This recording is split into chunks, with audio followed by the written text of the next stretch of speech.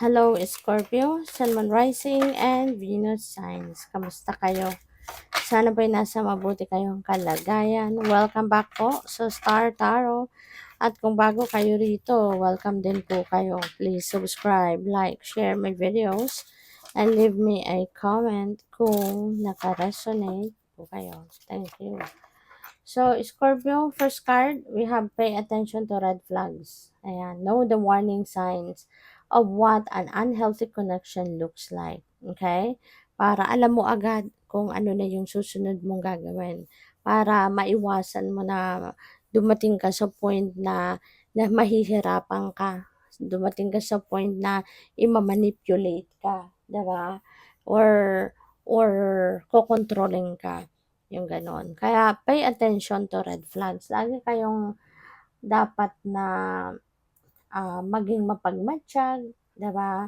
Dapat lagi kayong sensitive, 'no? Sa person mo, sensitive ka sa paligid mo, yung gano'n. Para malalaman mo, 'no, yung mga red flags na 'yan. We have actions speak louder than words. If you want to know what someone is feeling, then watch what they are doing. That's very true, 'di ba? Kaya kasi kahit hindi sila magsalita or magsalita man sila, 'di ba? Kunyari, may akusasyon ka or may pagdududa ka, 'di ba? Tapos kinausap mo yung tao, deny ng deny. Pero kitang-kita naman na talagang parang may katotohanan, may basehan, 'no, yung pagdududa mo.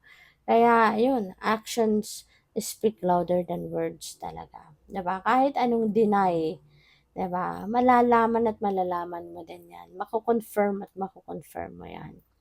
So what else? We have forgive and release. You are stronger when you carry love and forgiveness rather than anger. Ayan. So, maaari na ang iba sa inyo may issue nga, 'di ba?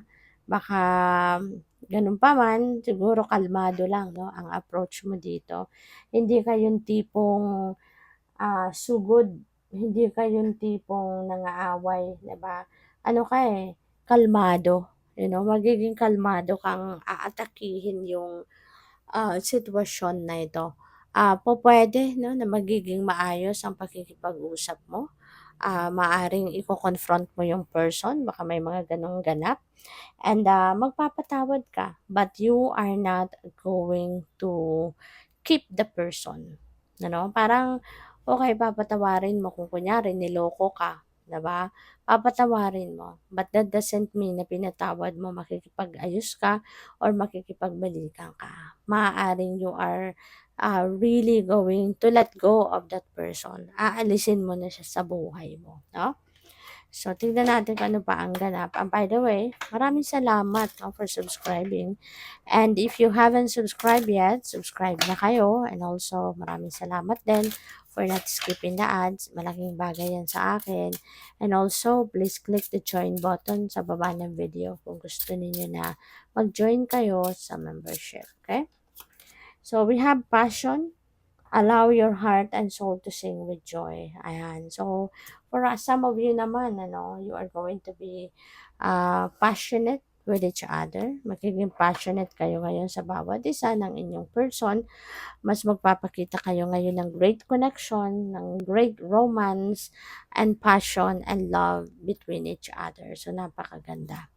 So we have getting to know each other. As you reveal your innermost selves to each other, your bond deepens.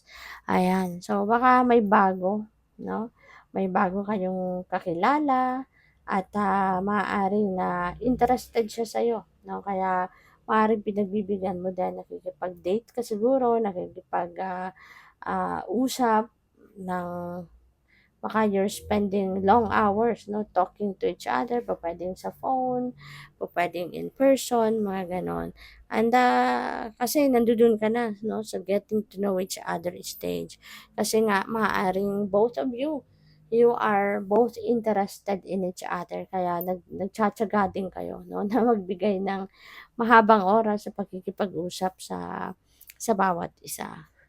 So we have, it is safe for you to love, open your heart to give, and receive the highest energy of all. Okay?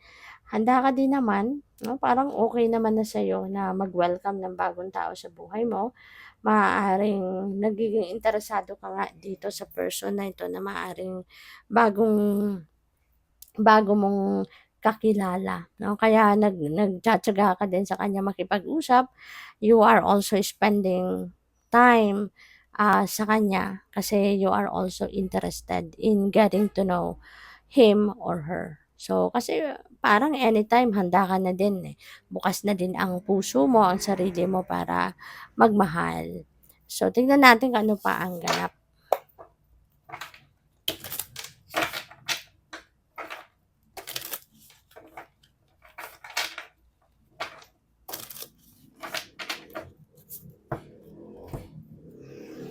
So, we have the Knight of Wands, ayan. So, si Knight of Wands, may travel energy ito, 'no? Kaya po puwede na magta-travel ka, baka kasama mo yung jowa mo, baka kasama mo yung person mo. And, this is also a fast-moving energy, si Knight of Wands. Kaya po puwedeng kung meron ditong nagliligawan, maaaring mag-develop agad, 'no, yung inyong relationship into a serious, 'no, relationship. Baka from being ano, baka, from being magkakilala, magjojowa agad, tapos magle-level up agad-agad like in few weeks or in few days pupuwedeng, magle-level up agad ang inyong relationship. Pupuwedeng mag-e-engage agad, puwedeng gano'n, 'no? So, 'yun parang merong pagmamadali, parang may sense of urgency dito, na ano, na vibe. So we have, the Emperor. And for some of you, maybe you are ano agad, you are going to make or you're going to do anything and everything that you can to lay a solid foundation agad, 'no, sa relationship ninyo. So pupuwedeng agad-agad ano, nagkaintindihan kayo, nagtinginan kayo sa mata, alam niyo na 'no, malalim agad ang relationship ninyo. Kaya pupuwedeng paakyat agad ito 'no, sa pagle-level up ng inyong relationship. Maaaring agad-agad meron ditong mag-aasawa 'no. So, good luck sa'yo. So, we have Four of Pentacles. Maaari na you will be super ano, attached to this person. O puwedeng dito sa para sa iba sa inyo 'no, na yung bang, mag-aasawa na agad, yung bagong magkakilala tapos puwedeng mag-jowa agad, tapos after few weeks puwedeng may-engage na agad, then maaaring nag-uusap na agad para sa pag-aasawa, pagpapakasal. So, parang very tight na agad 'no, yung ano mo, yung hawak mo sa taong ito, sa person mo. Parang ayaw mo na siyang pakawalan, gano'n, 'no?